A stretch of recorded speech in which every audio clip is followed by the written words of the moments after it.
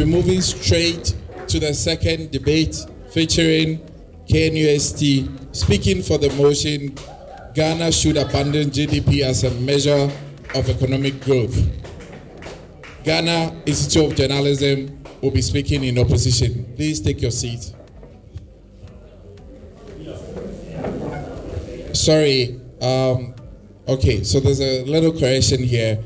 Ghana Institute of Journalism is speaking for the motion and KNUST is speaking against the motion.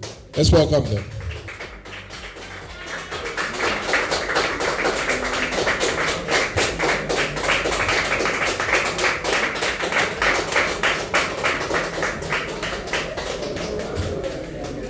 Okay, so the same time signals applies. Principal speakers have 6 minutes and supporting speakers have 2 minutes. Without wasting much time, let's hear from the principal speaker to open the debate. The chairperson, panel of judges, accurate timekeeper, fellow scholars, ladies and gentlemen, my name is Moses Desire, and I rise to speak in favor of the motion that Ghana should abandon GDP as an indicator of economic growth. The chairperson, before I begin, permit me to define some keywords for the benefit of the audience. GDP, according to the IMF, is defined as the monetary value of total goods and services, that is, those that are bought by the final year purchased in the country. It counts all the outputs generated within the country.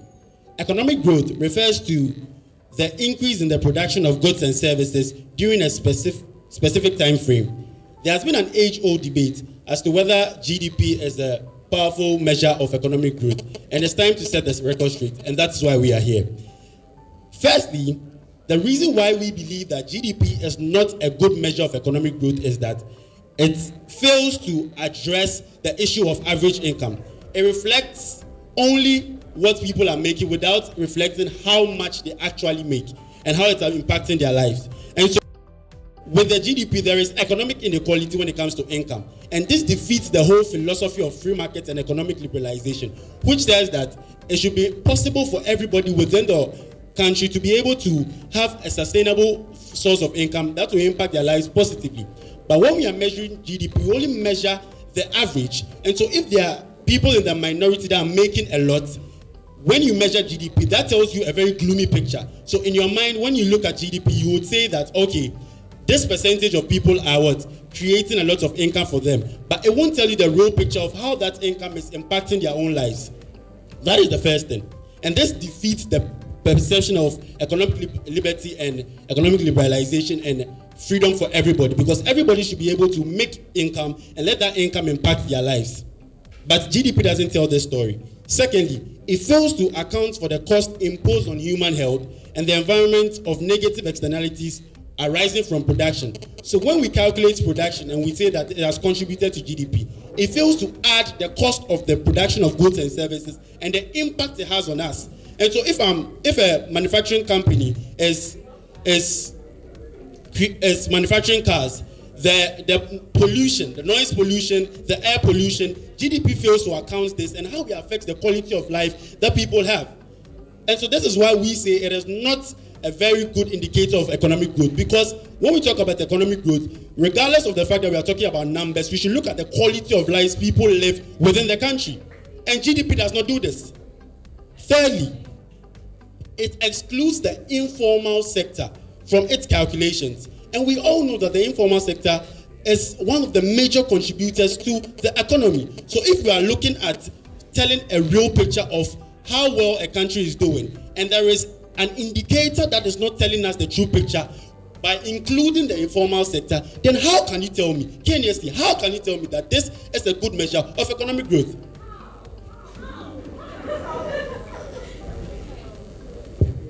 Lastly, it doesn't account for the quality of goods that are being produced. Now we are saying that we are producing goods and services, and that is being factored into our gross domestic product. Does it talk about the quality of goods that are being produced? No. It just talk about numbers. Okay, so if we are looking at calculating gross domestic product without looking at the quality of goods and services that we are enjoying in the country, then it's a no-no. Because this is the simple analogy. Now, a lot of goods are being produced, and therefore when it's calculated, we say the country is what? Progressing, right? But if we don't look at the quality of goods and services that are being meted out to the indigents, then we are at a loss, because if I purchase, the probability that I'll have to replace them at a later time is high. And when that happens, it's not affecting the quality of life that I'm living. So this is why my team and I believe that GDP, that is gross domestic product, is not a good indicator of economic growth. It doesn't tell us the real picture. And therefore, we have alternative indexes that can be applied, like the Human Social Progress Index, which tells us the real progress that a lot of people are enjoying without manufacturing of goods and services. Lecture the House, I'm fully convinced that with the points that I have posited, it's enough to convince this August House that GDP is not a good measure of economic growth and progress. Thank you.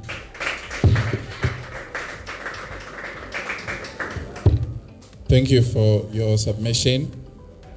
Let's hear from the opposition team, KNUST.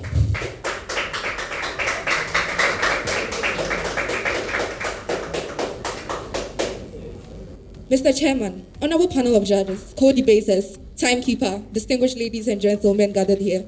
My name is Asaki Swapia, the principal speaker for the team in opposition from KNUST on the motion, Ghana should abandon GDP as a measure of economic growth. Before I get into my submission for today, permits me to engage a few issues that the team in proposition brings in today's debate. First of all, the burden lay heavily on them to be able to show us that you can still get a cohesive and comprehensive analysis of our financial data without factoring in GDP. The reason why they missed out on this is because they don't provide proper framing of what abandoning GDP looks like, and also because they don't take into consideration that you don't measure an economic growth only on GDP, but then there are other factors. And so they're supposed to show us why we should take out GDP in measuring economic growth, and they failed on this. But if we are able to show you that because of the exclusive benefits that GDP offers, we can't just abandon it, then we win today's debate. So panel, first of all, we accept their definition of economic growth and of GDP, right? So I'll just go into my substantive. But then again, another engagement when they come to talk about things like GDP doesn't measure average income. Now, panel, recognize that today's debate is about economic growth. We're not talking about income disparity and things like that in today's debate. Secondly, they talk about the fact that GDP does not factor in like negative extremities and things like that. That is why I already mentioned that GDP is not the only indicator of economic growth, right? We have things like gross national product and other things like that that take into consideration things like these. Okay, so into my substantive. Now, I have 4 pieces of substantive material I'll give to you. First of all, we talk about GDP as an indicator that helps with real fact check. Now, what does this mean? This means that GDP goes beyond salaries to give you a real data on your income and expenditure as a country. Now, as a developing country, we think that Ghana needs a reality check to the amounts we are borrowing. We need to have an indicator that is able to show how much we owe versus how much we are producing. So you are able to do this fact check and know when your economy is failing. Because when you know that when you have a low GDP, then you are not producing at a high rate, you are not producing enough. And so you know when to stop borrowing and start venturing into things like factories, etc., that will rake in profit for your country. Secondly, we talk about things like GDP is an indicator that reflects change quickly. And so this is necessary. But why do we think this is even necessary? For us to see changes in our economic growth quickly. First, because GDP is calculated and the data is submitted on either a quarterly basis or an annually basis. So you are very able to track the rises and falls in your economic growth. We think that this is exclusive to using gross domestic products, even as they do not tell us how other measures can do this for us, right? And we also think that, for example, with things like the Human Development Index that people use to measure economic growth, you can't calculate people's abilities and capabilities in contributing to their nation in over 3 months and things like that. These are things that take a long period of time. And so in measuring economic growth, we need to consider something that reflects quickly so that we can adjust policies to fit things like these, right? Also, Thirdly, we talk about GDP remaining as the mainstay for modern economic analysis and a universal metric on the grounds. Now, considering that GDP is a universal metric employed by other countries, we can say that it is better, that it better reflects what a country looks like in the global front. Now, why is this important? Notice, panel, that this is important because the fact that Ghana receives support from financial institutions such as the IMF and the World Bank inherently entrenches that we go by a specific metric in like submitting data for auditing and things like that if you're going for loans, because countries like US and etc also measure like their economic growth with their GDP, right? So we think that as a universal metric, it's just right that we don't scrape it off and we continue to like we continue to adopt it in measuring economic growth. Furthermore, when you see how financial markets such as the Ghana Stock Exchange use GDP in data analysis, we think that it's imperative that we keep it in measuring our economic growth. Lastly, economic conditions inform the policy changes that governments elect to enact. Now, panel, this means that policymakers, economists, and businesses are able to analyze the impact variables such as monetary and fiscal policies and tax and spending plannings as to make adjustments where necessary. So this looks like governments having like data that informs what sectors to invest in and spend on in order to maintain stability. So we are rather going to be investing, like I said earlier, in sectors like factories, etc., that rake in profits when you're able to see that like your GDP like is low, so then you're not going to be spending in social policies like free SHS, etc., when already your economy is like failing, right? You're going to be prioritizing things that will bring in profits, things that will bring in forex for your country when you see things like this, right? So panel, in conclusion, we think that when you cannot track a rise and fall in your productivity as a country, if you cannot do proper fact check to know how much you're spending in contrast to how much you're borrowing, then there is a cost. Then there is a cost that leads to self-destruction, right? Mr. Panel, Mr. Chairman, panel of judges, sorry. Thank you. To oppose.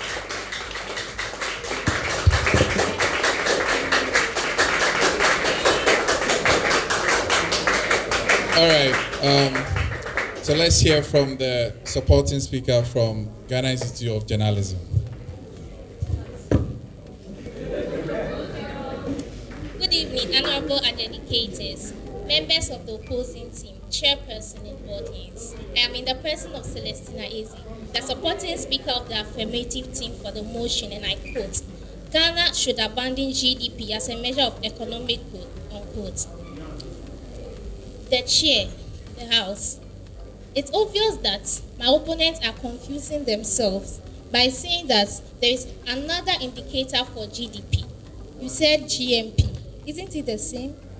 Well, the chair that considers inaccurate data. Only the reported consumption is considered while calculating GDP. Products purchased on the black market, such as pirated movies, drugs, and labor paid in cash, are not disclosed. This implies a chance of error. Any economy can be prospering in unreported goods, yet a low GDP. This means that GDP only reflects the reported well-being, not the true well-being. The chair, the House. My opponents, do you know who invented GDP? It's obvious you don't know. Simon Kaznet, the inventor of GDP, himself said GDP shouldn't be considered as the very good measure for economic growth. So are you trying to say that the inventor of GDP does not know what he's saying? The chair, the House. If my opponent said that other countries are practicing GDP, it doesn't mean that Ghana should practice GDP too. We should look for alternatives that work for us and tell our own story instead of copying from other countries. I'm fully convinced that this August House agrees with me on the motion Ghana should abandon GDP as a measure of economic growth. The chair of the House. Thank you.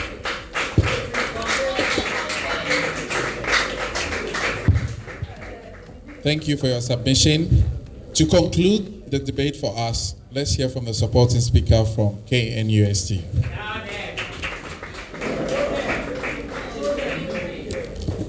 Hello.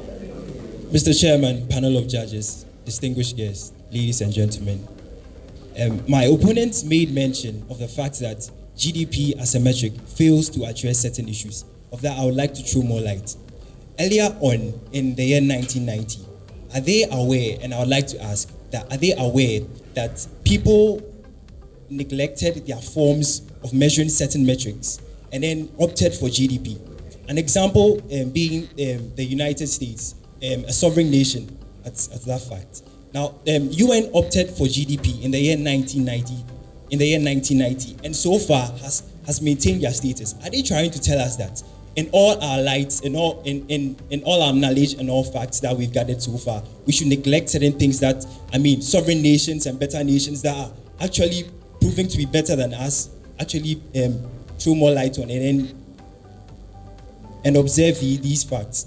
Secondly, they spoke about quality changes, and then my opponent, Sir Moses, he spoke on the fact that GDP fails to measure quality.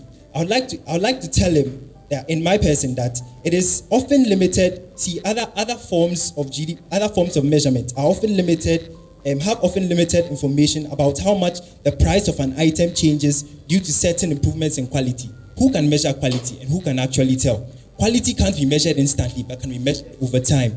And this becomes even more important when looking at services rendered and provided. Nobody knows the better alternative to our solutions. But then when you remain with cases that have been tried, tested, and remain true, you would see to it that with time you would see better improvement. Mr. Chair, I accept that GDP is not the best, but then GDP doesn't remain in the shadow, in the foreshadow. GDP doesn't stand alone and say, even though it's imperfect, it will not accept critics. GDP has changed. Over time, people have spoken up and then given us better methodologies that we should apply to GDP to help make it better. Mr. Chair, they also spoke about substitution bias. Are they aware that other forms of systems?